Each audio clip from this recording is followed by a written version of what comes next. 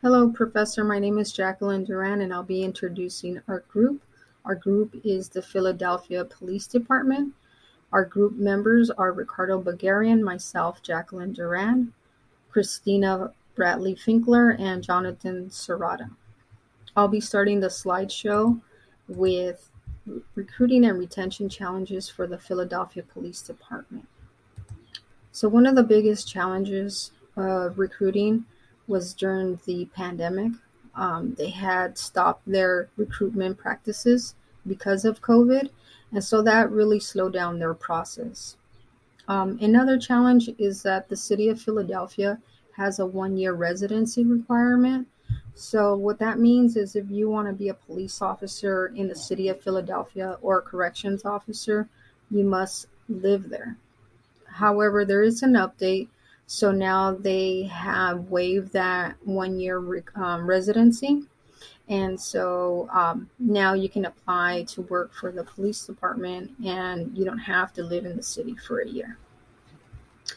Another recruiting challenge is that a lot of people have lost interest in becoming police officers due to the use of force cases that have been in the media. A lot of people have decided maybe that's not the route that I want to go into. So they have chosen other career paths. So I'm going to go into retention and challenges. So the retention challenges, one is that a lot of officers and have suddenly resigned. A lot of factors have played into that. One is that they have a lack of staff, and so a lot of them are working a lot of hours, and so they're suffering from burnout, and so they have decided to resign. Another factor is that among those officers, other officers are retiring, and so that has lowered their numbers as well. And they're retiring because of this program. It's the drop program. So pretty much the drop program is it actually stops your pension from accruing. But yeah, it sounds pretty bad, but if you really think about what you get in return, people might think that's a better option for them. So pretty much you still get to work for 5 additional years, and then you get raises on top of that.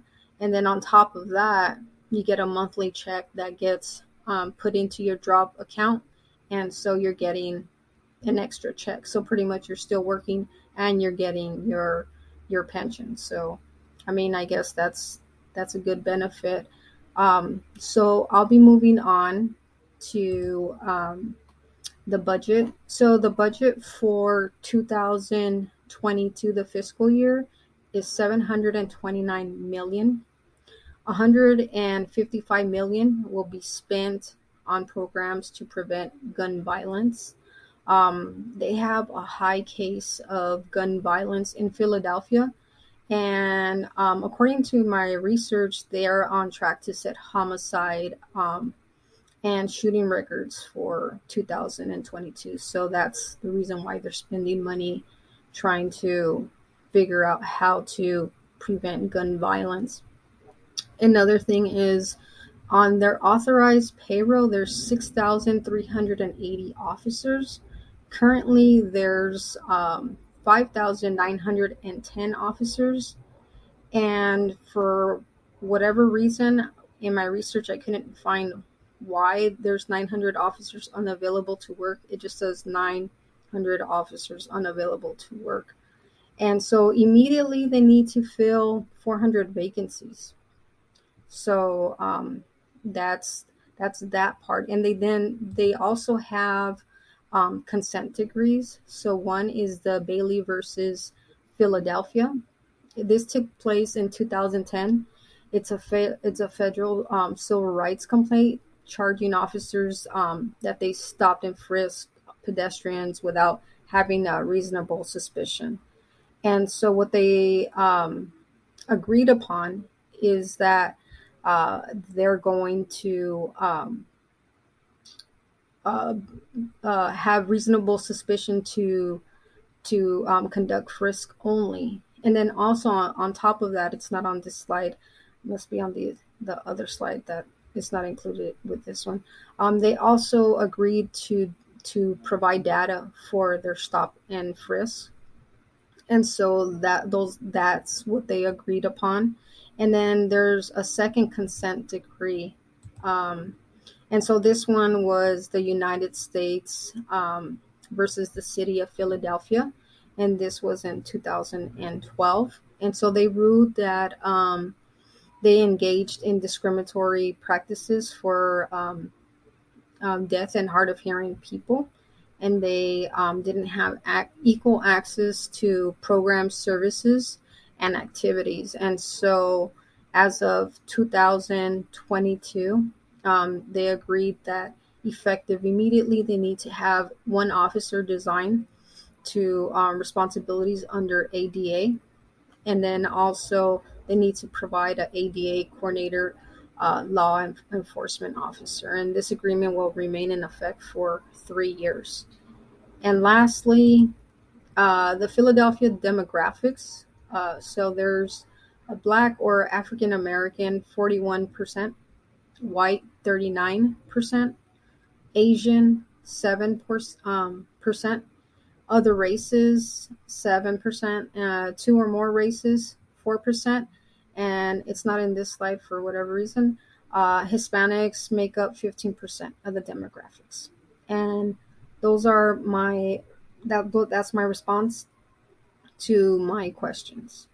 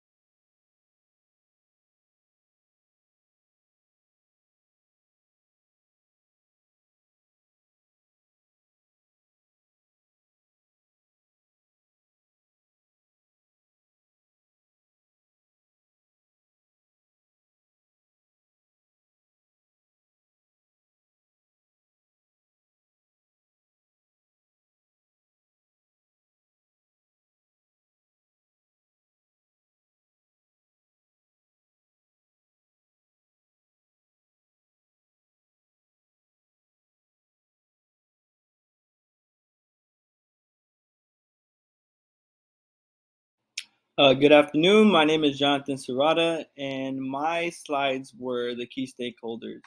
First off, I want to say that I couldn't do every single council member since there was 17 of them, and Derek Green had the most opinions and the most information about him on the website. So I chose Derek Green for that reason. But he did introduce the public safety agenda, which is very big, and it impacts the recruitment efforts. So first off, his residency requirement, he originally voted yes on it and he hoped to diversify the police department when they passed that. But he was the first to publicly acknowledge that it delays addressing staffing shortages.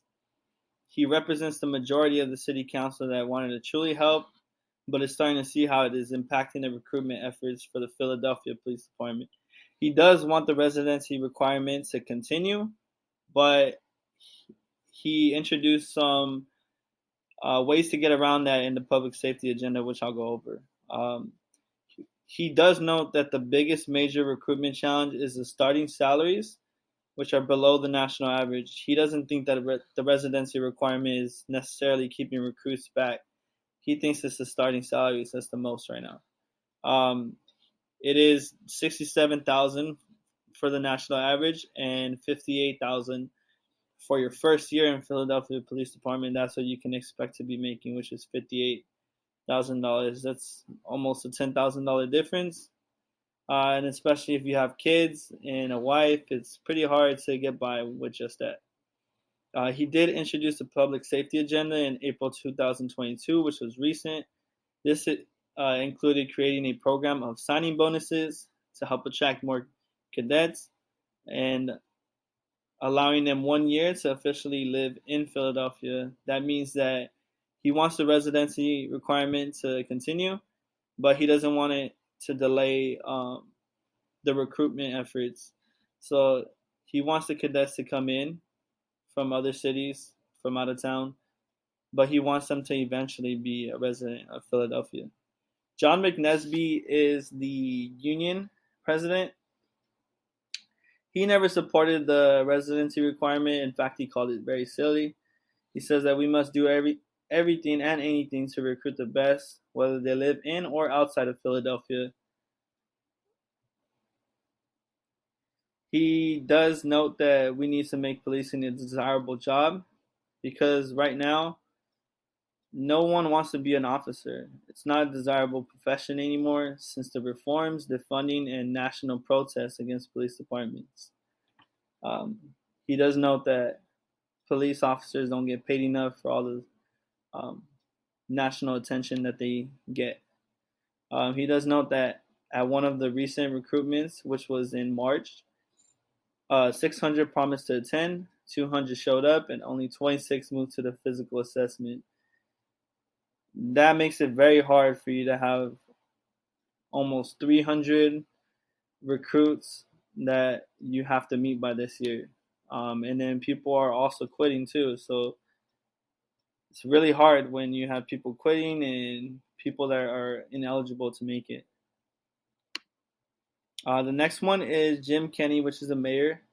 He has noted that several times in a lot of articles that he's seen a lot of misconduct between officers and them letting pretty much sliding with no consequences. It's like a slap on the wrist. He does think that it should be way more strict now and that those officers should be held accountable, whether they are kicked off the force or they receive a long suspension. He wants to see a lot more officers held accountable for that. The residency requirement, he says, delays the diversified recruitment effort. He waived it recently in the past year. This year, sorry, he waived it so that the recruitment efforts can get a lot better. And since then, they have been receiving a lot more applicants. Commissioner Outlaw, she came in the force.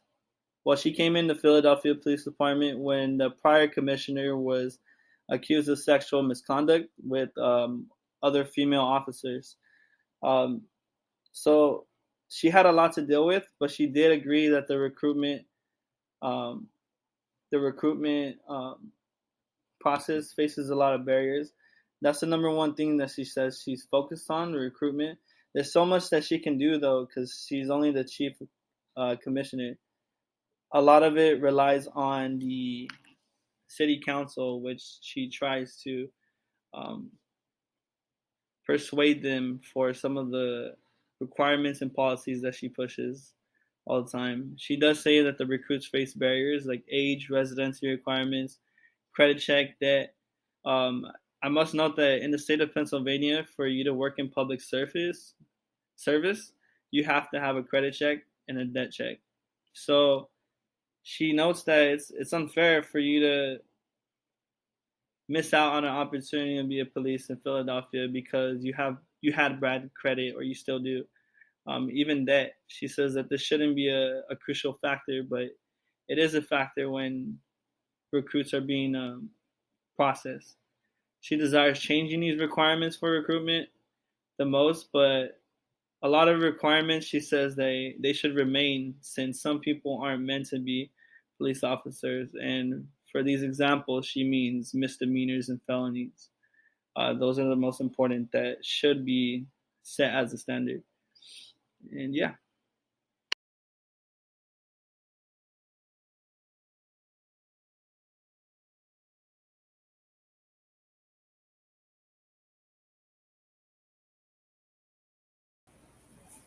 So, opportunities to address recruitment and retention would include loosening up residency requirements for police recruits and correctional officers, This would allow a bigger pool of potential candidates to apply for the department without having to live within the smaller confines that they normally would need to in order to be a part of these departments. Also, with that being said, there are initiatives with legislation that would add up to $10,000 in bonuses that would hopefully increase the likelihood of people applying, knowing that they would be able to get bonuses throughout different structures in their career. Something else would be making sure that every police officer and correctional officer is their own recruiter. So if they have um, some sort of speeches, pamphlets, anything of that sort that they could hand out to the community when they see someone who might be a potential good fit for the department, they can build a stronger connection and hopefully encourage them to apply and stay within the program if they're more on a one-on-one basis with the officers that might be able to recruit them.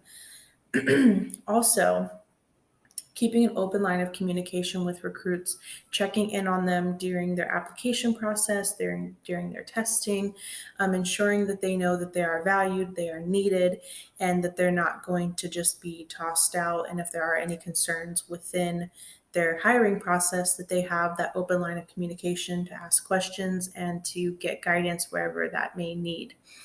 The agencies also have to be consistent with recruiting and hiring and sending the message that employees can know by heart. So if there's a message of the loyalty and dedication, they need to be able to convey that to their community so that people who value those same morals are more likely to apply for the positions. Just knowing where to recruit is also really important. So, looking at military bases, colleges, people who have not quite figured out where they're going to move in the next step of their career or their education are great spots because these are people that would be wonderful candidates for the police department as well as correctional facilities. And letting them know about these bonuses, what the values are of the department, and why they would be a good asset, just trying to find the proper people to be recruited so that they are more likely to stay in the program for the entire duration rather than dropping out. In evaluating the traditional residency requirements, Samuel Walker signifies that in 2014, 15% of the largest departments utilized strict residency requirements, and Philadelphia being one of them, setting requirements for police officers, firefighters, and teachers. Supporters signify that it will lead to hiring officers who are familiarized with the community, leading to higher sense of commitment, reflect the communities they serve, leading to meeting demands of culture, competence, diversification, and improving the community relationships. However, the results imply that no research have been shown that residency requirements have a positive impact on officers' performance or community relationships. Grace Hawk shows that instead it limits the pool of candidates, infringes the rights of freedom of the officer in which they choose to live, in which many cases it leads to dishonesty, in which many employees defy the requirements. Instead, officers do not officers outside the area do not lack maturity or good judgment. However, such requirements are implied by some individuals like board member David implies that residency requirements are a distraction from real reform. In a modern perspective, the police force does not proportionally reflect the demographics of the city, as there are a great majority of white officers when reflected to city residents. In metropolitan areas, white individuals are 1.5 more times to be police officers in comparison to non-white individuals. In Samuel Walker's reading, he also expresses that in a 6-year period study showed that African Americans are more likely to be disqualified due to facing problems such as completing initial applications, scores, writing exams, personal history factors that are undercovered in their background investigation, such as financial instability, which is not ideally their fault. It's a problem that is a kind of in the cycle of poverty, as African Americans are twice as high to face unemployment. addition, African Americans, Hispanics, minorities, and women face historical social factors that can discourage pursuits a career in law enforcement and upholds stereotypes. This information is useful as if you're looking at the demographics, many of the people who live in Philadelphia are minorities.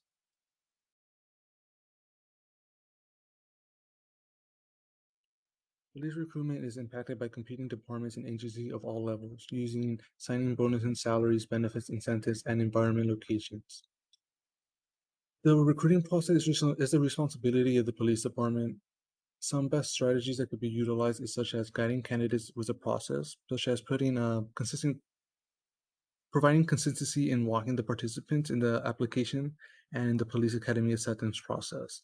This could be done with face-to-face interaction, providing them experienced officers. And in addition, the PERF expressed that the personal contact with applicants could help increase applications. Another strategy is providing updates, such as having a continuous flow of conversation is very important for the individual to feel wanted by the agency. Another practice that hasn't been historically been utilized is active recruitment, such as traveling to different colleges, military bases with physical testing material. In our modern perspective, utilizing online recruiting could be very beneficial, such as online college bulletin boards. It allows you to extend your geographic horizon, promote opening, and spread awareness. In addition, there's social media, which is common source used in our generation, such as when utilizing this tool, it's important to express why your department is unique, such as reflect your strong community support, organization culture, or even core values. In addressing retention, there was a study of 46 different police departments. They included sheriffs, correctional institutions, such as the Insight Exchange Network, addressing difficulties in retaining officers. They mentioned that some usual strategies are pension plans, salary increases, rotation shifts, vacation, and personal time off. However, some things that could be imposed to benefit are mentorship programs, which allows recruits to ask questions and build relationships with with members in the department. Also, the department needs to choose mentors in which they would provide model behavior in which the agency is looking for. Another program would be the wellness programs, which allows individuals to participate in programs to detect health hazards in order to maintain health and well-being of the individual, such as mental health, stress, traumatic experiences, addiction, um, how to start a family, like helping them plan. Another thing in addressing retention will be hosting meetings, which allows to share discussions of challenges, benefits, and opportunity regarding recruitment, selection, academy training, assignments, and promotion. In addition, officers will like great diversity in assignments and opportunities to develop better skills, such as it's very important to having a system that allows transparency, innovation, teamwork, and sharing, and allows a shared vision.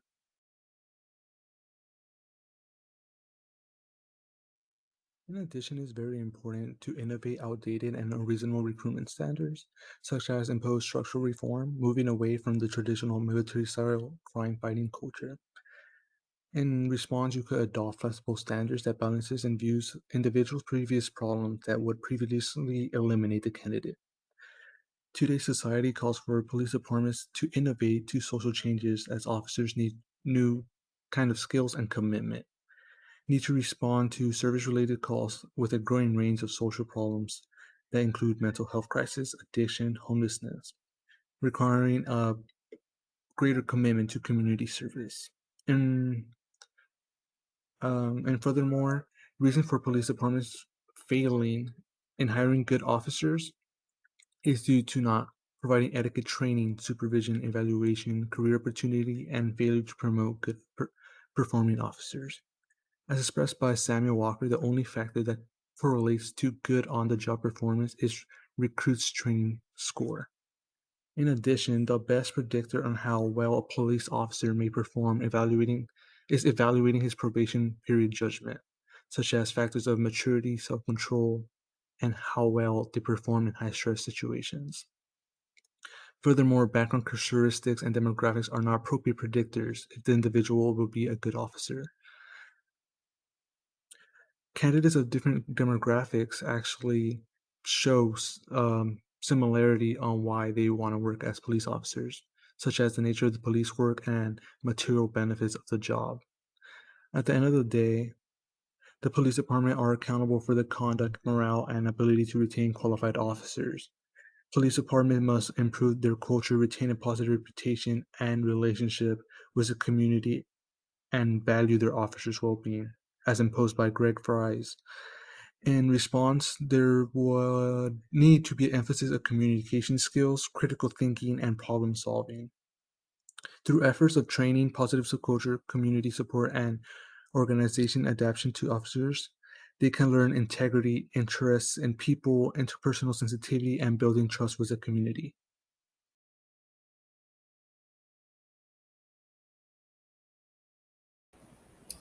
Some of the solutions to recruitment and retention include the bonuses that were mentioned before, and they do break down between graduating from the police academy, completing the PPD's on job training, and then finishing their first year as a police officer. Getting that transparency out to the community of when they get these bonuses, how they're dispersed. It really can be a great initiative to get people going as they know that they're able to make these bonuses in a short period of time. It's not something that they need to work years and years to be able to obtain, as well as lifting the residency requirements in hopes to get larger amounts of potential candidates to be allowed to apply. Also, this isn't just for police department and corrections. This really spans from school district to sanitation workers for the entire city, people who have a secondary degree in the past 5 years, who are ex-military, former city employees, reaching out to those people and letting them know that they are eligible to apply and are encouraged to apply as well. That way they can better serve their community and continue to work in a similar fashion if they were previous military or city employees through the Philadelphia city. The recruitment is, like I said, the responsibility of every officer in the department. Every officer needs to have a pitch, a speech, some sort of motivation that they can give to each and every single one of the potential candidates that they might run into while on the job or even in their free time. Many people have friends, family, coworkers, coworkers of their friends and family that they could reach out to who they think would be a good potential candidate. Some people can be intimidated by the process to be hired as a police officer or a correctional officer, but having that one-on-one communication will allow them to be able to apply without feeling hesitant based off of the hiring process, that they are going to be eligible in the long term to be able to fulfill their duties without thinking that it might not work out for them because it seems too strict. So having that communication between a friendly police officer or correctional officer that they can call up for any questions, and they'll have all the answers that they need is really helpful. I know something that I would also like moving forward in my career if I had a one-on-one person that I could talk to about the hiring process, the do's and don'ts, exactly what the ins and outs of it are, would be definitely very helpful.